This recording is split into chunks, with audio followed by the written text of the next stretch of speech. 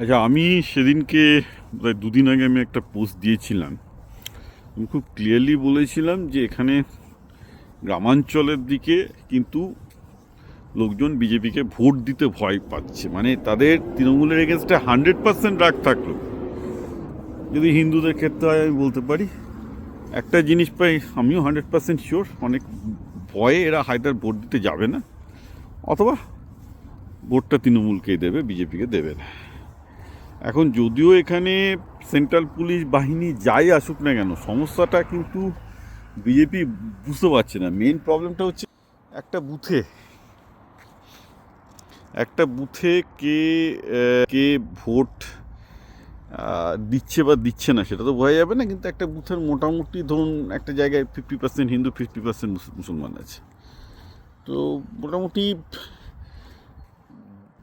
তৃণমূল এমনটাই ম্যানেজ করেছে, প্রতিটা বুথে কটা বিজেপি ভোট পড়তে পারে ওদের গোনা আছে। তোরা তো জানতে পারবে না যে এক্স্যাক্টলি কে ভোট দিয়েছে, কিন্তু মোটামুটি আন্দাজ করতে পারবে যে এখানকার হিন্দুগুলো ভোট দিয়েছে বিজেপিকে।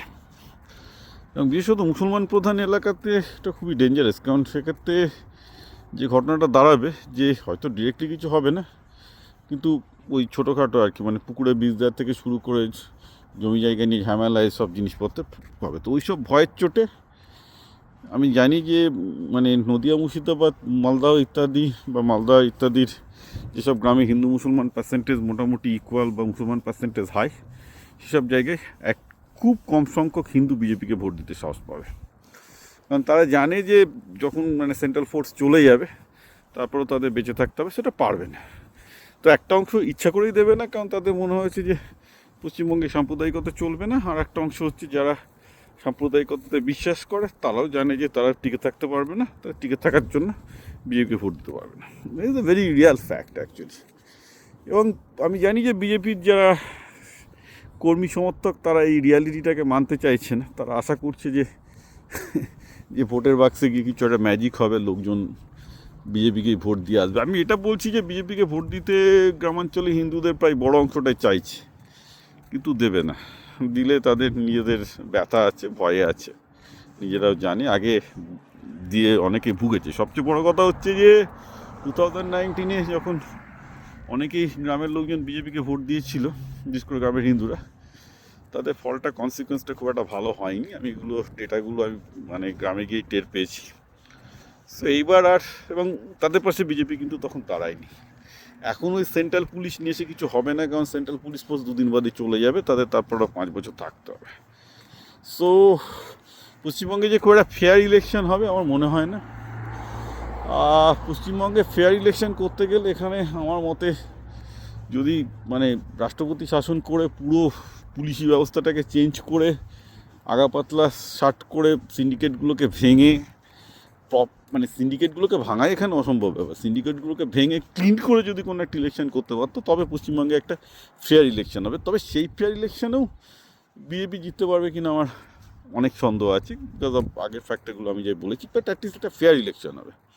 কিন্তু ফেয়ার ইলেকশন না বলে এখানে যা ম্যাথামেটিক্যাল সিচুয়েশন, তাতে BJP is in a no position. আমি আবার বলছি, পশ্চিমবঙ্গে যতক্ষণ না পর্যন্ত একটা অল্টারনেটিভ বাংলা জাতীয়তাবাদী দল না দাঁড়াচ্ছে যারা তৃণমূলকে চ্যালেঞ্জ করতে পারে, এই সিচুয়েশান প্রচুর গড়বড় আছে। মানে ম্যাথামেটিক্স দিয়ে আপনি কিছুতেই বিজেপিকে জেতাতে পারবেন না।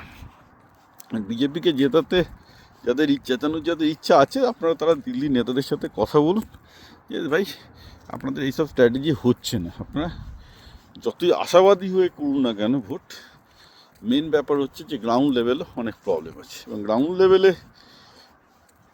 এই প্রবলেমগুলো বিশেষত মানুষের ভয় না কাটাতে পারলে, এবং সেই কাটানো প্রায় ইম্পসিবল ব্যাপার আমার কাছে মনে হয়েছে, মানে লজিক্যালি।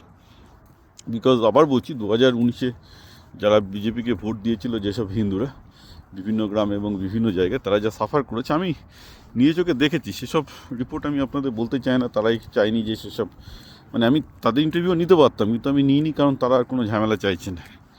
ওকে, এবং কিন্তু তাদের মুখ থেকে আমি যা খবর পেয়েছি, আমি আপনাদের সহজভাবে বলে দিচ্ছি, it's very difficult for BJP. আমি আবার বলছি, ওই সময় 2019-এ যখন বিজেপি সমর্থকরা যখন মার খাচ্ছিল ওই ইলেকশনের পর, তখন যদি মানে এবং 2021-এও বিজেপির হিন্দুরা যখন মার খেয়েছে সমর্থকরা, তখন যদি বিজেপির নেতারা এদের পাশে দাঁড়াতো, তাহলে আজকে কিন্তু বিজেপির এতটা বাজে হতো না। কিন্তু তারা দাঁড়ায়নি এবং তার ফলটা কিন্তু তারা এবার হাটে নাতে নিজেরাই দেখতে পাবে।